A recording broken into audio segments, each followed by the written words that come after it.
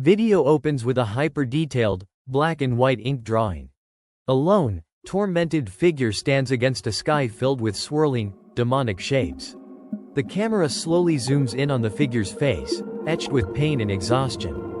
The sound of a cold, howling wind and the faint clang of metal is heard. Voiceover. There is a feeling, deep in the marrow of the modern soul. A quiet desperation. You feel it when the deadline is a guillotine hanging over your neck. You feel it when the world demands more than you have to give.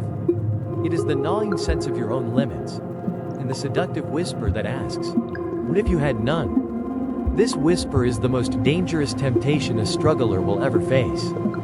It's the desire for a magic key, a secret switch that unlocks a version of you that feels no pain, no fear, no hesitation. A version that simply wins. We will call this temptation the Berserker's Bargain. Stay with me through this darkness. For by the end of our journey, you will not just understand the nature of true power, but how to wield your own inner fire without being consumed by it. You will learn the terrible price of that power, and you will decide if you are truly willing to pay it. The scene shifts. We see a close-up of a student's bloodshot eyes, staring at a textbook. The pages are a blur. The reflection in their pupils shows the ticking clock on a computer screen. The cross-hatching is intense, emphasizing the strain and fatigue. Have you ever felt it? That point of exhaustion where your mind and body scream for rest, but the battle is not yet won. You are standing on a cliff edge of your own limitations. The project is due tomorrow. The competition is ruthless.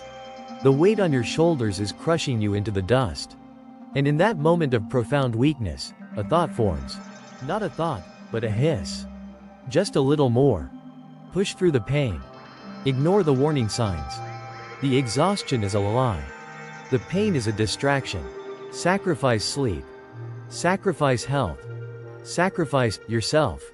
Just for a little while. Just until the victory is secured. You've seen it in the real world.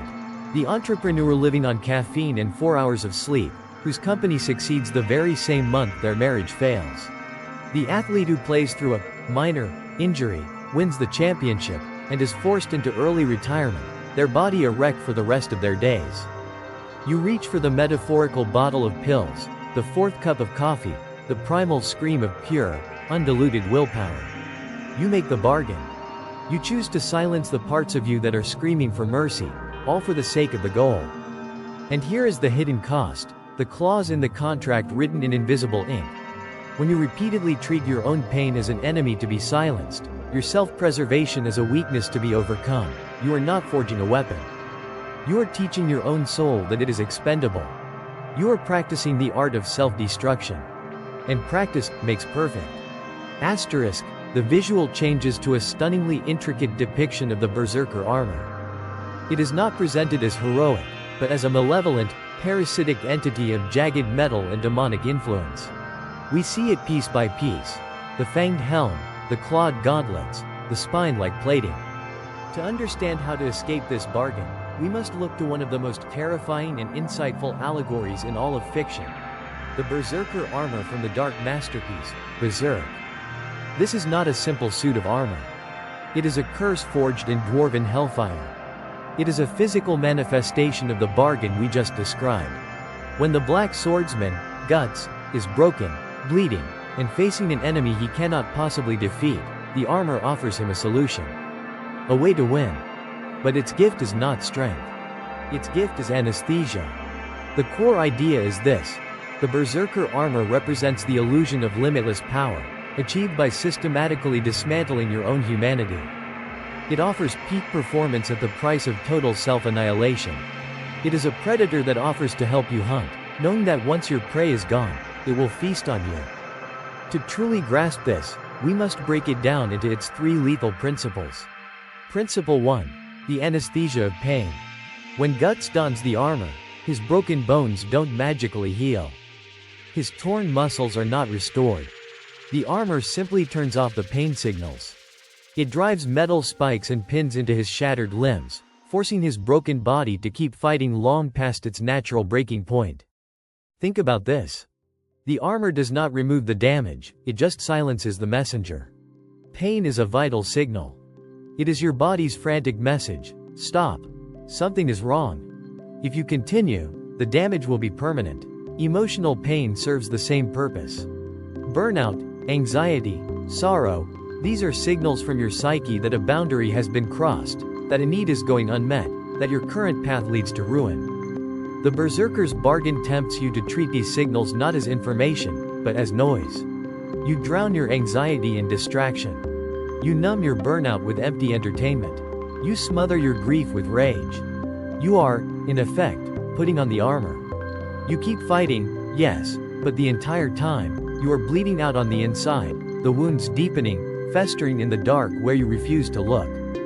Principle 2. The hijacking of will. When the armor's visor snaps shut, it is not Guts who is in control.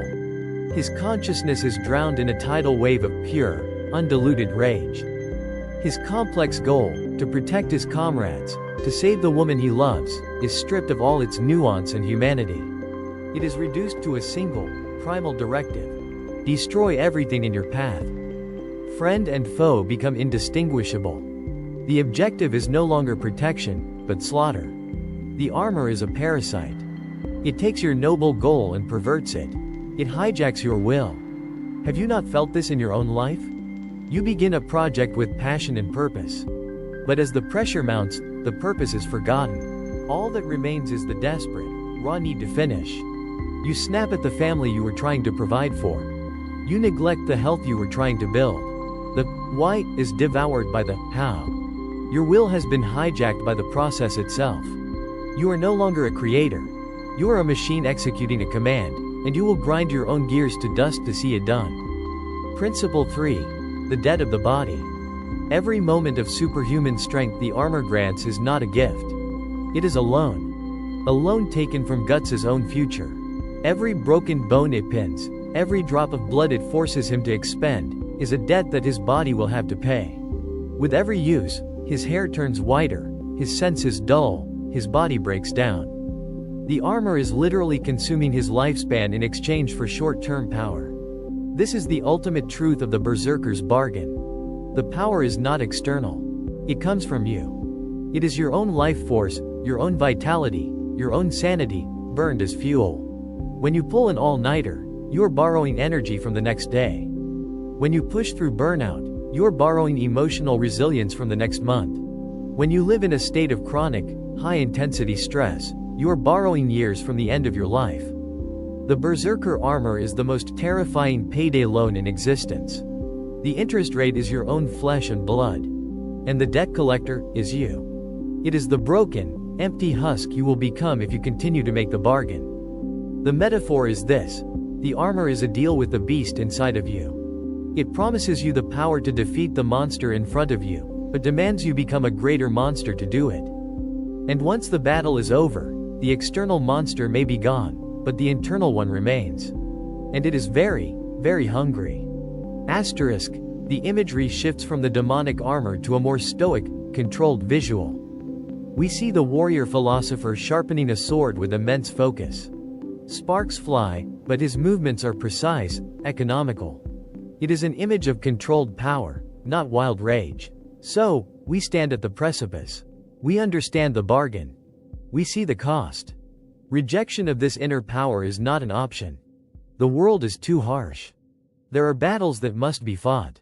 The beast exists within you whether you acknowledge it or not. The question is not how to kill the beast. The question is how to tame it. The solution is not to destroy your armor, but to forge a new one. An armor of discipline, awareness, and unbreakable principle. You must learn to channel the rage, to harness the fire, without letting it melt the foundations of your own soul. This is a practical guide.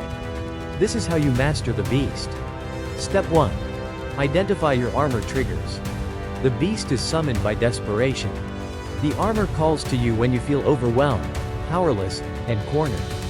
Your first task is to become a scholar of your own desperation. Take a piece of paper, or open a document. Title it, Armor Triggers. Now, ask yourself this with unflinching honesty. What situations, what pressures, make me want to shut down my senses and just charge forward? Is it a looming deadline at work? Is it a specific type of argument with a loved one? Is it the terror of a blank page when you are trying to create? Is it the feeling of being slighted or disrespected? Be specific. Write them down. When my boss questions my competence. When I feel I am falling behind my peers. When I am alone at night and the fear of failure creeps in. This is not an act of self-pity. This is reconnaissance. You are mapping the battlefield of your own psyche. You cannot control a force you do not understand. Acknowledging the switch is the first step to seizing control of it. Step 2. Forge your anchor. In the story, Guts is only pulled back from the armor's madness by the voice of his companion, the witch Schierke. She is his anchor to his own humanity. You must forge your own anchor. When you feel the rage, the panic, the desperation, the armor beginning to close around you, you must have a pre-planned, practiced technique to create a sliver of space between the stimulus and your response. This is not weakness, it is the highest form of discipline. Try this technique. We will call it the 3-breath anchor. When you feel the trigger, stop. Whatever you are doing. Plant your feet firmly on the ground. Feel your connection to the earth. Take the first deep breath. As you inhale, you are simply observing the rising storm inside you. Do not judge it. Do not fight it. Just watch it. Take the second deep breath. As you inhale, remind yourself, I am not the storm. I am the sky that holds the storm. You are creating separation. Take the third deep breath. As you inhale, ask one simple question. What is the wise next move? Not the most aggressive. Not the easiest. The wisest. This entire process takes 10 seconds. But in those 10 seconds, you have wrested control back from the beast. You have pried open the visor of the helmet. You have reasserted your conscious will.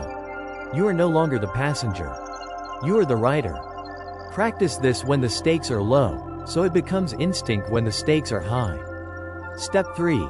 Define your unbreakables. Before you enter the battlefield, the wise warrior decides what they are not willing to sacrifice. They know which hills they are willing to die on, and which they must cede to survive. The berserker fights for everything, and in doing so, loses everything that matters. You must define your unbreakables. These are your guiding principles that you will not violate, even in the heat of battle.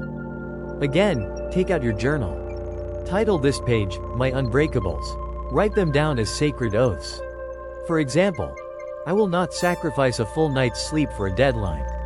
I will deliver my best work within my human limits.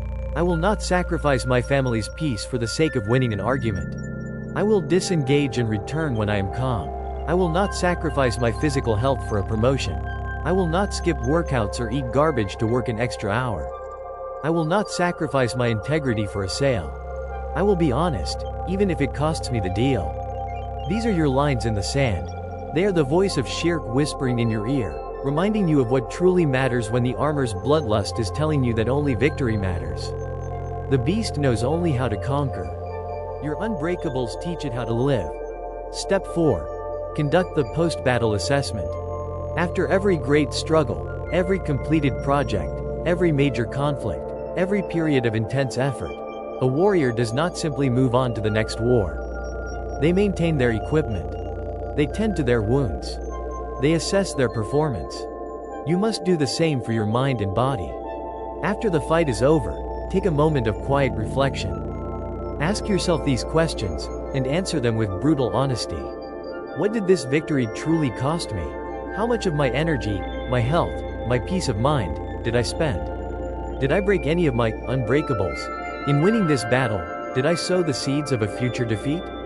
This is the accounting of power. Ignoring this step is how the debt accumulates unnoticed. It is how you wake up one day, victorious in your career, but bankrupt in your soul, your body, and your relationships. You will look in the mirror and see a stranger with white hair and dead eyes, wondering where your life went. Do not let that happen. Assess the cost. Pay the debt through rest, reconnection, and recovery. This is how power becomes sustainable. This is how a struggler becomes a master. Asterisk. The visual is a powerful one. Guts, in the Berserker Armor, is holding a demonic apostle in a death grip. But we see a faint, ethereal image of the young witch Schierke superimposed over him, her hands on his helmet, as if guiding his rage. It's a fusion of beast and mind. You might think this is mere theory. A philosopher's abstraction. But the proof is etched into the very fabric of the story, and reflected in the hard truths of our own world. The turning point for Guts is not when he acquires the armor. That is the beginning of his fastest descent. The turning point is when Schierke learns to enter his consciousness while he is in his rage state. She becomes the external anchor for his humanity. The lesson is monumental. The untamed beast leads to ruin. The power of the Berserker is only made useful. It is only transformed from a weapon of suicide into a tool of victory, when it is fused with a higher, guiding consciousness. The armor represents raw, limbic power. Schierke represents the prefrontal cortex, reason, memory, empathy, strategy. Power without wisdom is a wildfire. It burns bright, fast, and indiscriminately, and in the end, it leaves only ash. This is not just fantasy. This is psychology. The concept of a Pyrrhic victory has been understood since antiquity. A victory won at such a devastating cost that it is indistinguishable from defeat. King Pyrrhic of Epirus, after a battle against the Romans, famously stated, "If we are victorious in one more battle with the Romans, we shall be utterly ruined." He won the battle, but lost his best commanders and a huge portion of his army. He made the Berserker's bargain. Modern psychology calls it distress versus eustress. Eustress is good stress, the pressure that focuses you, sharpens you, and leads to growth. It is the controlled burn. Distress is the chronic, overwhelming, corrosive stress that breaks you down. It is the wildfire. The techniques we have discussed are the psychological fire breaks that allow you to use the heat of eustress without being consumed by the inferno of distress. The logic is undeniable. A tool that destroys its wielder is a failure of design. True strength is not the capacity for a single, explosive burst of effort. That is mere desperation. True strength is resilience. It is the ability to fight the battle, recover from your wounds, learn from the struggle, and rise to fight the next day, stronger and wiser than before. The Berserker Armor offers the fantasy of invincibility. True strength is found in the courageous acceptance of your vulnerability, and the wisdom to protect it. Asterisk, the final shot returns to the lone, warrior philosopher figure. He is now looking directly at the camera. His eyes are not angry, but filled with a deep, knowing sorrow and an unshakable resolve. The wind has died down. There is a sense of quiet clarity. The bargain will always be there. In your moments of weakness, the armor will whisper your name. It will promise you victory. It will promise you an end to the pain. But you now know the truth. You know the price. The choice, as always, is yours. I want you to leave your mark in the archives of this sanctuary. In the comments below, answer this question. What is the Berserker Armor in your own life? What is that tempting shortcut, that source of borrowed power, that promises to solve your problems but threatens to consume you? Naming the beast is the first step to taming it. If this message resonated with the struggle in your own soul, if you seek to understand the darkness in order to master it, then join our sanctuary. Subscribe, and continue this journey with us. For here, we do not fear the abyss. We study it. The Berserker Armor is a brutal response to an unbearable wound. To understand the cure, you must first understand the poison. You must understand the nature of betrayal and the psychological trauma that forges a man like Guts. The next step in your training is to watch our analysis, The Eclipse, a survivor's guide to psychological annihilation. Click the video on your screen now. Understand the wound, and you will understand the warrior. Struggle on.